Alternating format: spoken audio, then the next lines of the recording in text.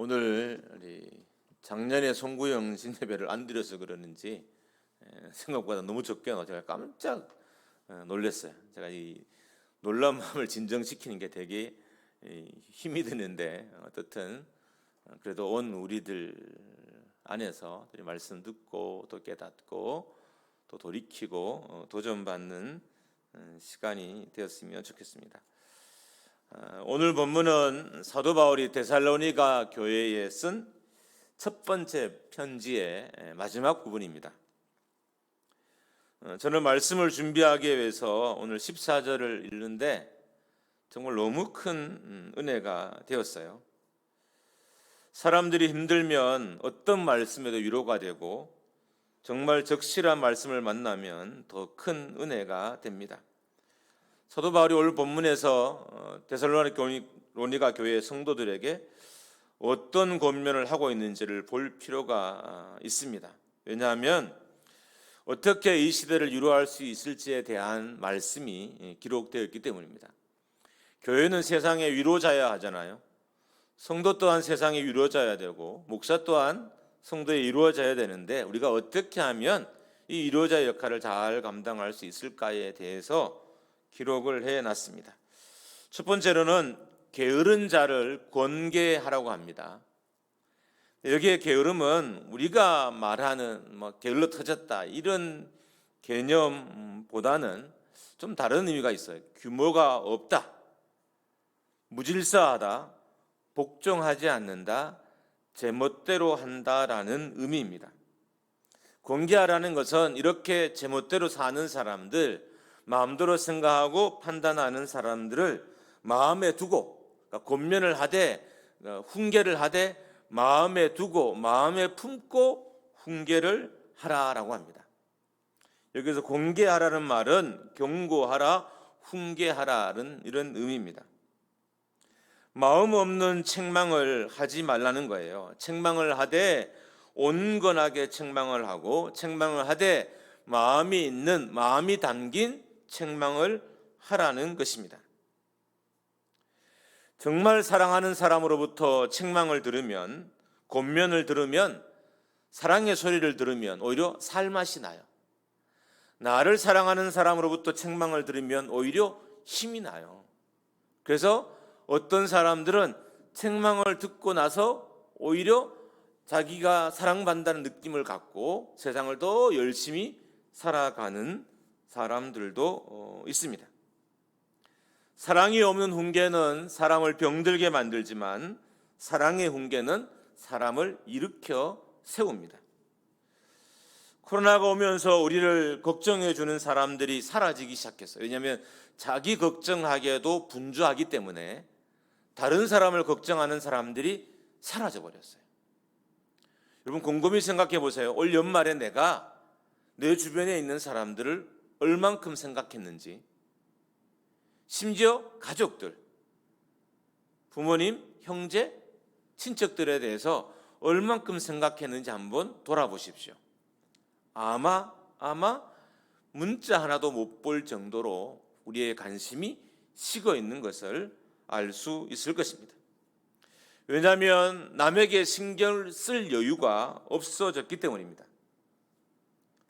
게으른 사람들을 마음에 두고 권면해야 하는 것은 그 권면이 그 사람을 새롭게 출발하기 때문입니다. 사랑의 권면, 사랑의 권고, 사랑의 수고가 그들의 어지럽던 삶을 질서 있게 만들기 때문입니다. 여러분 사랑은 질서를 만들어요. 우리 한번 따라하겠습니다. 사랑은 질서를 만듭니다. 할렐루야. 사랑을 받으면 질서 없던 사람들의 인생에 질서가 생겨요. 그 교회도 사랑하는 사람이 많으면 질서가 생기고요. 미워하는 사람이 많으면 무질서가 생겨요. 교회가 무질서하다는 것은 미워하는 사람이 많다는 의미예요. 사람은 누구든지 사랑을 받으면 내면에도 질서가 생기고 그의 삶에도 질서가 생겨요. 근데 지금 코로나가 온 이후 나라도 혼란스럽고 솔직히 가정도 혼란스럽고 많은 공동체들이 혼란스러워요. 왜 그럴까요? 사랑하는 사람들이 걱정해 주는 사람들이 사라져 버렸기 때문이에요. 예전 같으면 걱정할 여유가 있었는데, 예전 같으면 사랑할 여유가 있었는데, 예전 같으면 생각할 여유가 있었는데 이제 없어져 버린 거예요. 그래서 개인의 삶도 혼란스럽고 나라도 교회도 혼란스러워진 것입니다. 시설에서 보호를 받던 아동들은 만 18세가 되면 시설을 떠나야 됩니다. 요즘은 이제 24세로 이것을 연령을 연장하는 법안이 추진되고 있지만 현재까지는 만 18세가 되면 자기를 보호받던 시설로부터 떠나야 돼요. 이런 아이들을 보호 종료 아동이라고 합니다. 그런데 이 보호가 종료가 되면 시설에 있던 아이들이 세상으로 내몰리게 되면 혼란이 이들의 삶에 다가와요. 왜냐하면 삶의 울타리가, 삶의 보호막이 완전히 없어졌기 때문입니다. 근데 요즘 이런 아이들을 대상으로 해서 입양하는 운동도 좀 벌어지고, 입양은 하지는 않지만 그들을 가정에서 함께 생활하는 사람들이 조금씩 늘어나요. 근데 이 아이들이 보호받기 시작하자마자 삶의 질서가 생기는 거예요. 그냥 보호 종료 아동이 돼서 세상에 내팽겨졌을 때는 질서 없이 살다가 가정이란 사랑의 보호가 있는 울타리로 들어오자마자 아이들의 인생에 질서가 생기고 안정이 생기고 무질서하던 것들이 사라지기 시작했습니다. 그들을 향한 보호자의 사랑과 훈계가 그렇게 만들었던 거예요. 사람이 힘들면 서로가 힘든데 내가 무슨 말을 해야 할까? 라고 하고 권면하기를 훈계하는 걸 아예 멈춰버려요. 근데 그것으로 인해서 공동체 내 개인의 삶에 무질서가 시작된다는 것은 우리가 모르는 거예요.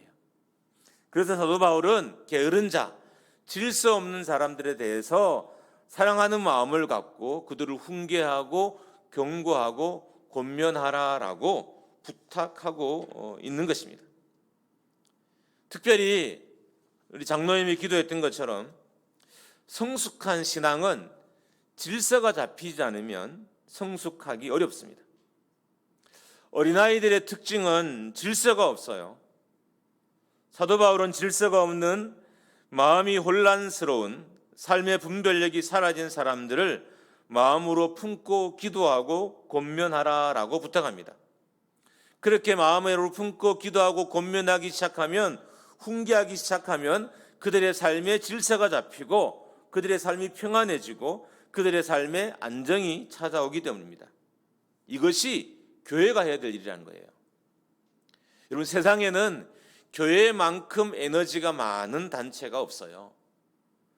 교회만큼 세상의 사람들을 마음으로 품고 훈계하고 권면할 단체가 세상에는 없어요. 있는 것처럼 보이지만 조금만 깊게 들어가 보면 그렇지가 않아요. 그래서 교회가 희망이 없다는 건 이 땅이 희망이 없다는 거예요.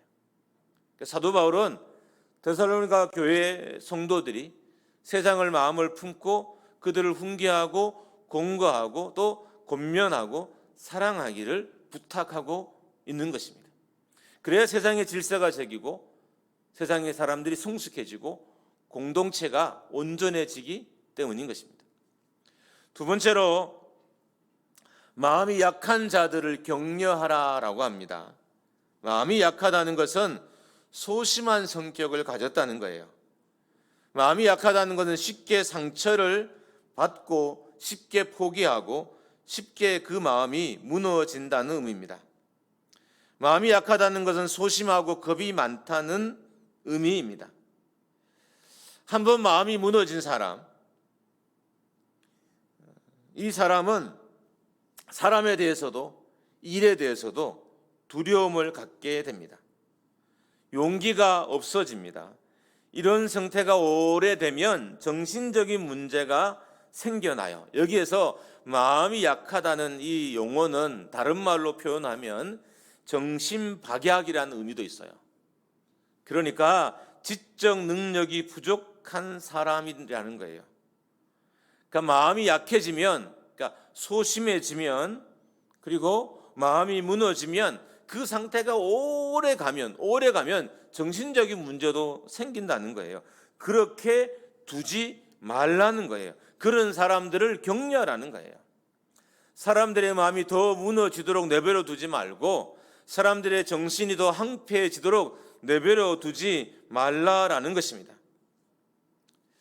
장담하건대 앞으로는 분명히 이런 정신적인 심리적인 고통을 호소하는 사람들이 점점 더 늘어갈 것입니다. 교회는 이런 사람들에게 들어줄 수 있는 힘이 있어야 돼요. 우리가 다른 사람들의 이야기를 들어주는 것도요, 엄청난 에너지가 소모되는 거예요. 그래서 힘이 있는 사람들이 다른 사람의 이야기를 들어줄 수 있어요. 우리가 남의 이야기를 못 듣잖아요. 왜 못 듣는지 아세요? 듣는 자세가 안 되어서도 있지만 실질적으로 그 중심에 들어가 보면 그 사람은 들을 힘이 없는 거예요. 남이 하는 이야기를 듣고 받아들여질 마음의 여유도, 생각의 여유도, 내면적인 에너지도, 영적인 에너지도 없어요. 그래서 남의 말을 듣지 못하는 거예요. 여러분, 공동체가 재미있어지려면 남의 이야기를 듣는 사람이 많아져야 돼요. 몇 번 말씀드렸지만 사람들은 어떤 모임에 갔을 때 이 모임이 너무 재밌어, 이 모임이 너무 좋아 라고 말을 할 땐 그 모임에서 자기가 말을 많이 했을 때예요. 여러분, 나이가 들었을 때 한번 대화하는 것들을 한번 들어본 적이 있으신가요?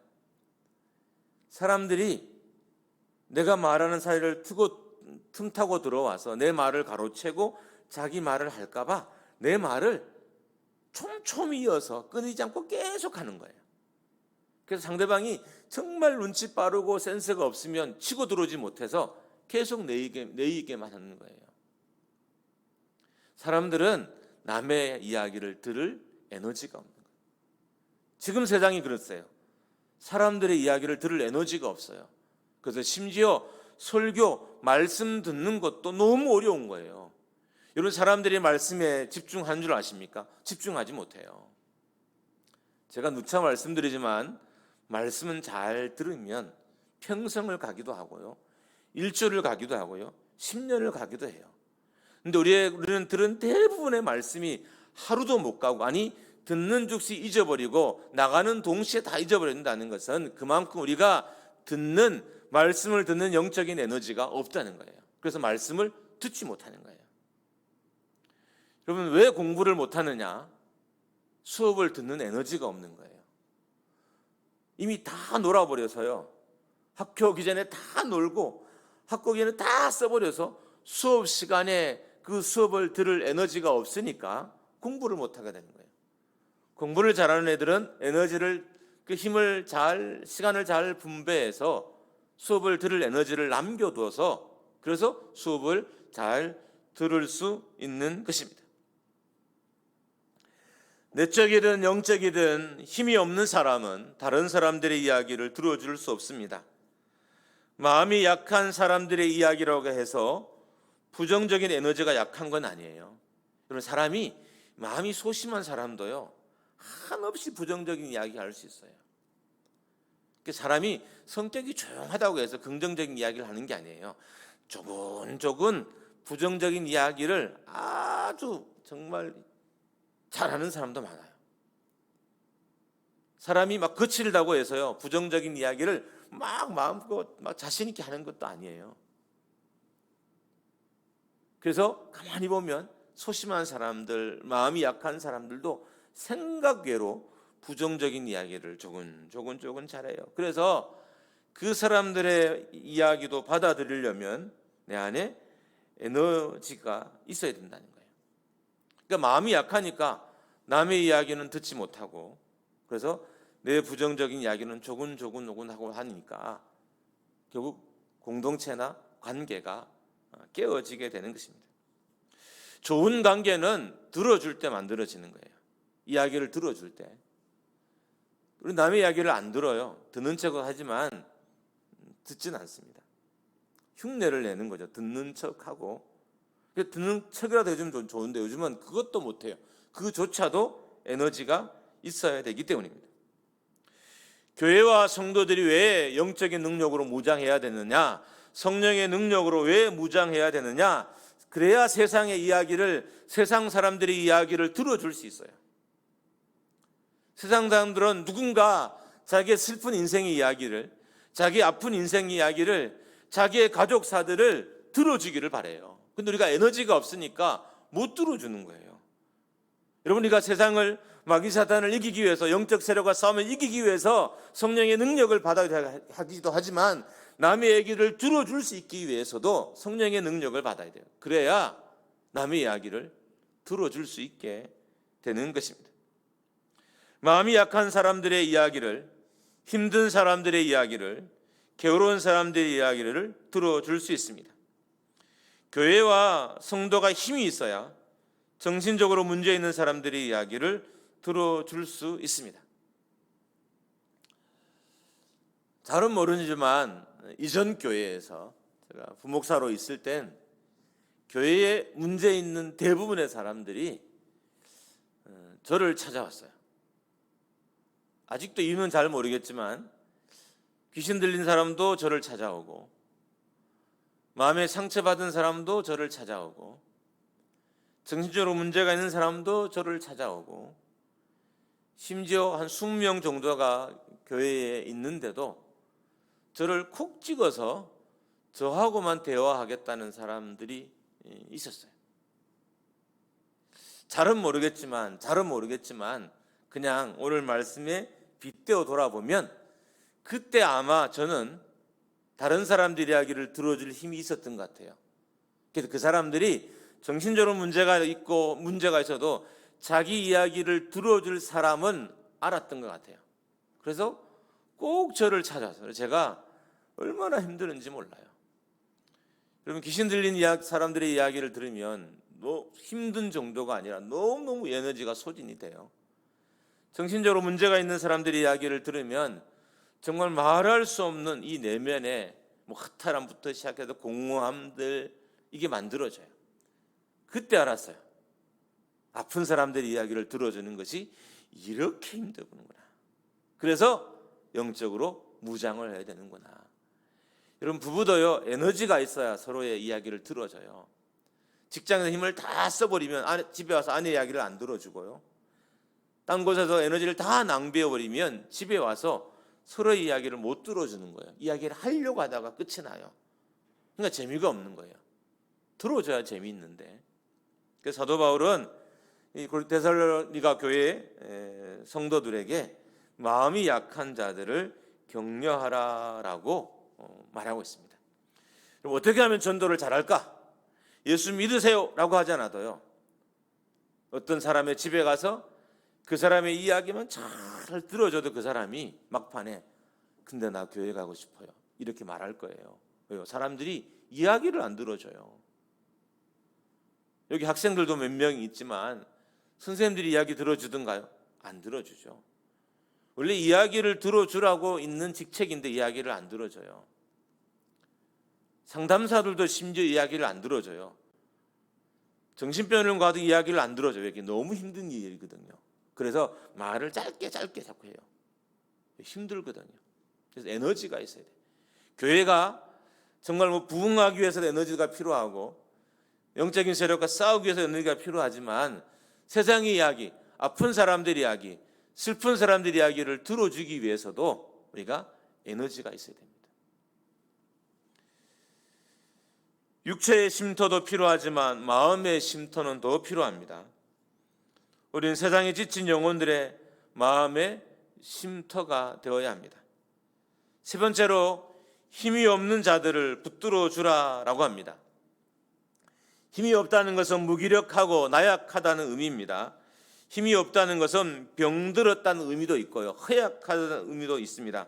힘이 없다는 것은 단순히 약함을 넘어서서 앞에 말했던 것처럼 병약하고 박약하다는 의미도 있어요. 되게 심각하다는 거예요. 힘이 없는 자들을 붙들어줄 때 이 힘이 없다는 것은 단순히 조금 힘이 없고 낙심한 경향이 아니라 아주 심각한 수준의 삶의 에너지가 없는 사람들을 붙들어주라라고 권면하고 있습니다. 이 붙들어준다는 것은 그들을 지지해주고 그들을 도와주고 그들을 꼭 잡아주라는 거예요. 그들의 마음이 삶이 흔들리지 않도록 힘든 사람들을 꼭 잡아줄 것이 교회가 해야 될 일이란 거예요. 그럼 지금 세상의 사람들이 다 흔들려요. 겉보기는 하려고 힘이 없는 것 같지만 그 내면은 힘이 하나도 없어요. 그런데 그 사람을 붙들어줄 에너지가 교회에 없는 거예요. 교회가 왜 기도를 하고 왜 말씀으로 무장하고 우리가 잘 훈련받아야 되느냐? 이들을 붙들어주기 위해서. 힘이 없는 걸 넘어서도 병약해지고 박약해져가고 있는 이들을 붙들어주기 위해서 우리가 에너지를 키워야 돼요. 그렇게 하면 해도 그들이 교회로 돌아오고 믿음의 자녀들로 다시 돌아올 수 있기 때문인 것입니다. 붙들어준다는 것의 의미에는 누군가를 직접적으로 반대한다는 의미도 있어요. 이 붙들어준다는 개념의 의미에는 누군가의 생각을 반대한다는 의미인 거예요. 이런 거죠. 힘이 약한 사람들이 결정하는 잘못된 결정을 적극적으로 반대한다는 의미예요. 이해되세요? 그러니까 붙들어준다는 개념이 어떤 거냐면 마음이 박약한 사람, 정신이 박약한 사람, 힘이 없는 사람들이 나쁜 결정을 하잖아요. 그 나쁜 결정을 반대하는 결정을 한다는 거예요. 적극적으로 반대한다는 의미예요. 그래서 그를 붙들어준다라고 말하는 거예요. 이것을 다른 말로 하면 멈춰라는 겁니다. 누가 자살하려고 하면 멈춰. 누가 싸우려고 하면 멈춰. 누가 죽으려고 하면 멈춰라고 그 사람이 생각하는 것과 반대 말을 해주고 반대 행동을 해준다는 의미가 요 붙들어준다는 말에 있어요. 힘이 약한 사람들은 좋지 않은 생각을 해요. 마음에 문제가 있는 사람들은 좋지 않은 생각을 해요. 이 좋지 않는 생각을 하지 않도록 멈추게 하는 것을 그들을 붙들어준다는 겁니다. 그들의 나쁜 생각이나 그들의 나쁜 결정에 대해서 멈춰라고 선언한다는 의미인 것입니다. 약해진 사람들은 좋은 생각을 할 힘이 없고 나쁜 생각을 할 힘만 넘쳐나요. 참 이게 아이러니한 게요. 약해진 사람, 힘이 없는 사람이 근데 이 사람들은 나쁜 생각은 더 많이 해요. 이상하죠? 힘이 다 빠지면 나쁜 생각도 하지 말아야 되는데 이게 안 그래요. 힘이 빠진 사람, 정신이 박약해진 사람들은 심리가 박약해진 사람들은 어떤 일이 벌어지냐면 오히려 나쁜 생각은 더 적극적으로 하는 거예요. 그런 나쁜 생각들을 하지 못하도록 붙들어주는 것, 멈춰를 선언해 주는 것이 교회와 성도의 역할이라는 거예요. 우리는 세상에서 멈춰라고 해야 될 사람들인 거예요. 멈추세요. 하지 마세요. 그렇게 하면 안 돼요라고 말해줄 사람이라는 거예요. 누가 이 말을 아무도 말을 해주지 않아요. 사람들이 옆에서 죽는데도 그냥 내버려 두고요. 저렇게 놔두면 그냥 술 먹고 얼어 죽을는데 그냥 내버려 둬요. 저렇게 가면 사고 나서 죽은데도 그냥 내버려 두는 거예요. 사람들이 멈춰라고 할 에너지도 없는 거예요. 자기 인생도 겨우 건사하기 때문에 멈춰라고 말할 에너지조차도 없는 거예요. 왜 교회가 힘을 길러야 되느냐? 왜 성도들이 영적인 영향력을 가져야 되느냐? 세상에 대해서, 세상의 잘못된 결정에 대해서 멈춰라고 말할 수 있기 위해서인 거예요.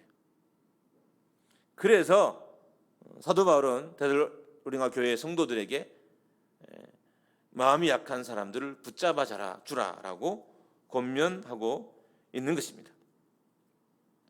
교회는 나쁜 길을 멈추게 하는 공동체여야 됩니다. 세상이 바르지 않게 하는 길을 가는 것을 멈춰야 될 공동체이고요. 내 주변 이웃이 바르지 않는 길을 가는 것을 멈춰야 될 공동체고요. 또 성도들이 바르지 않는 길을 가는 것을 멈춰라고 해야 될 공동체라는 거예요. 근데 이게 없어져 버렸어요. 그러니까 어느 순간 교회도 통제의 선을 넘어선 거죠. 이미 교회도 한참이나 통제의 선을 넘어섰어요. 제가 전에 말씀드렸던 것처럼 사람이 통제 안 되는 순간이 있는데 그것은 두려움이에요. 그 세상에 가장 사람을 컨트롤하기 어려운 순간이 두려움을 갖는 순간이에요. 그래서 두려움을 갖는 사람들은 통제가 안 돼요. 동물도 두려움을 느끼는 순간 통제가 안 되고요. 사람도 두려움을 느끼면 통제가 안 돼요. 코로나라는 이 위기가 지금 대한민국의 교회 공동체에게 통제력을 상실하게 만들어요. 그래서 두려움이 많은 공동체일수록 통제가 더 안 되는 거예요. 그나마 훈련받고 연단받은 공동체는 그나마 나은데, 이렇게 훈련과 연단이 없는 공동체들은 두려움에 길들여져서 이 두려움에 물들어져서 통제 안 되는 길을 걸어가기 시작하는 것입니다. 네 번째로, 모든 사람들에게 오래 참으라라고 말합니다. 오래 참다는 말의 의미는, 이게 의미를 보면 되게 감동이 돼요. 이런 의미입니다. 불행과 고통을 견디며 끈기 있고 용감하게 버텨라. 오래 참으라는 것은 불행과 고통을 견디라는 거예요. 저는 이게 너무 위로가 되더라고요. 고통을 견디십시오.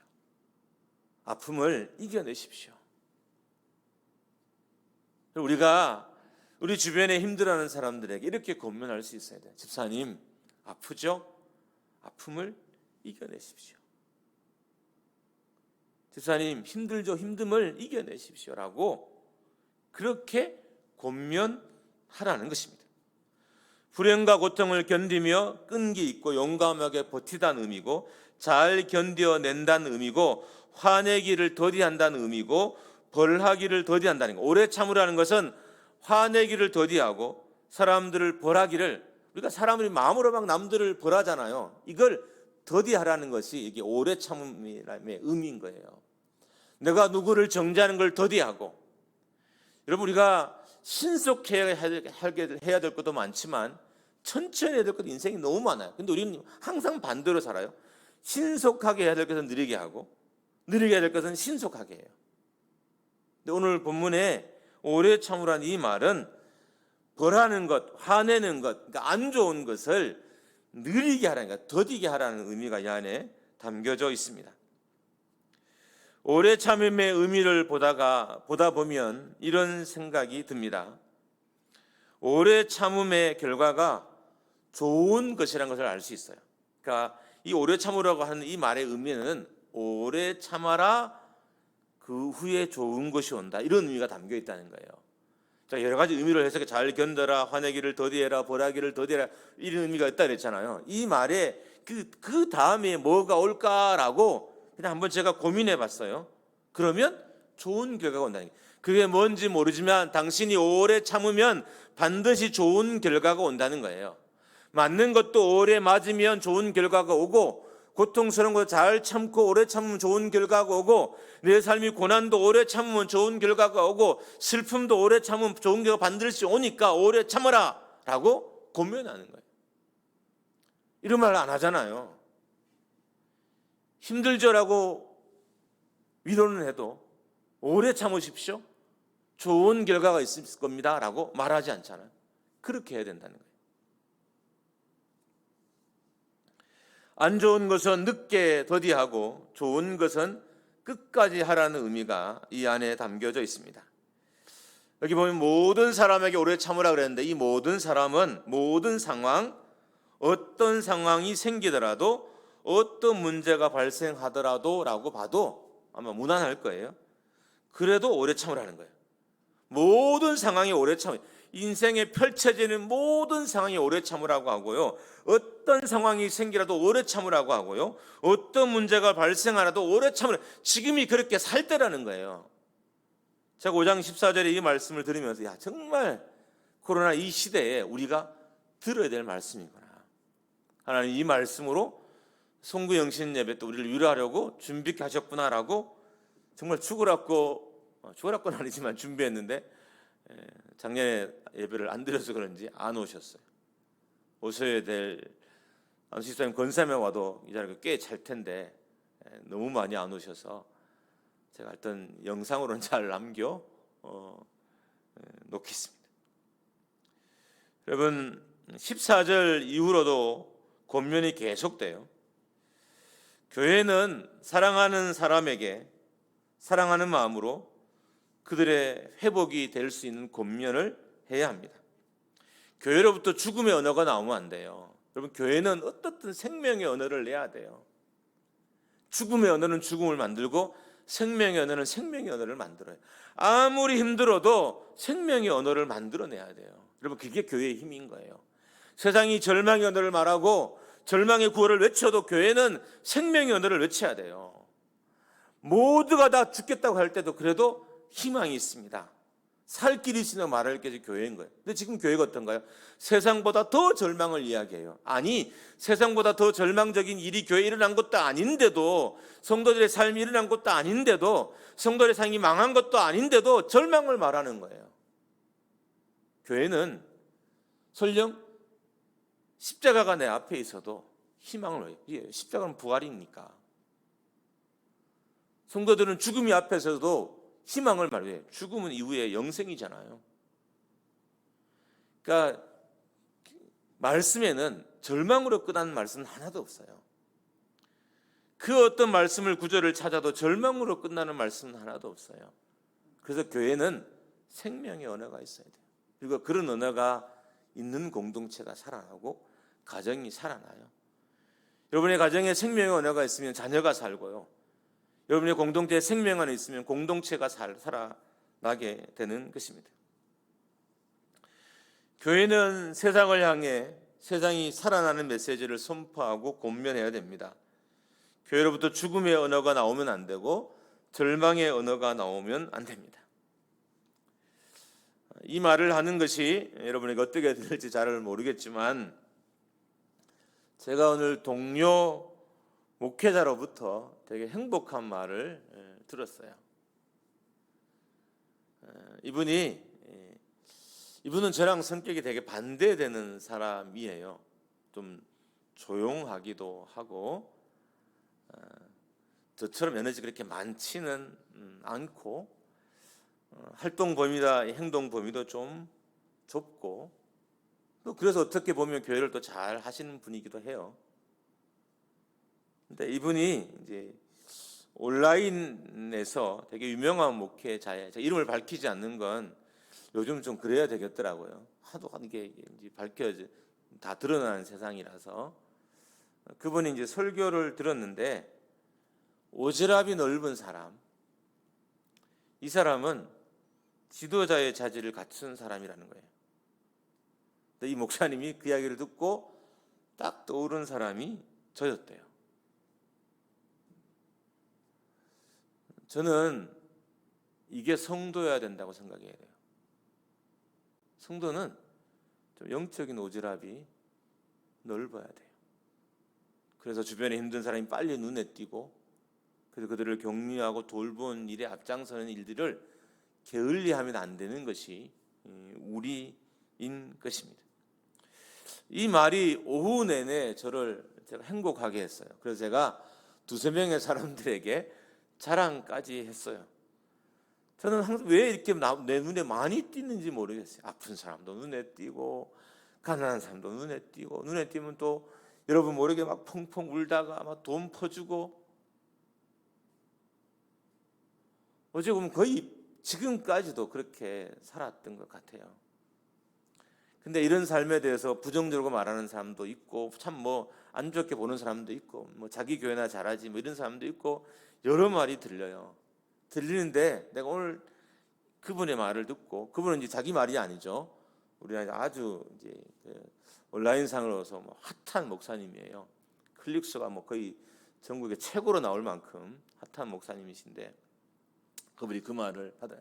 그래서 제가 마음에 큰 위로가 됐어요. 그래, 내가 부족하지만 이것만으로 봐도 내가 하나님이 나를 쓰셔진 조건이 조금은 내가 갖췄구나. 이게 위로가 돼서 오늘 오후 내내 힘들게, 재미있게, 기쁘게 살았습니다.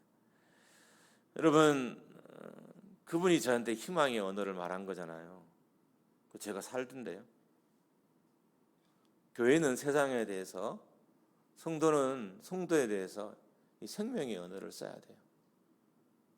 교회에 와서 죽음의 언어를 듣고 세상으로 가면 언어가 더 어두워지고요, 언어가 더 탁해지고요, 언어가 더 칼이 되고, 칼날처럼 표독스러워져요. 가시처럼 뾰족뾰족해지고. 교회에는 생명의 언어가 있어야 됩니다. 이제 말씀을 마치려고 합니다. 과거보다 미래가 중요합니다. 어제보다 내일이 중요합니다. 과거에 갇히지 마시고 어제에 갇히지 마시기 바랍니다. 미래의 희망에 내일의 가능성의 염두를 두고 오늘을 살아야 합니다. 저는 믿건대 여러분의 내일, 여러분의 미래가 멋질 것을 믿습니다. 그렇게 되기를 주님의 이름으로 축원합니다. 할렐루야. 우리 찬양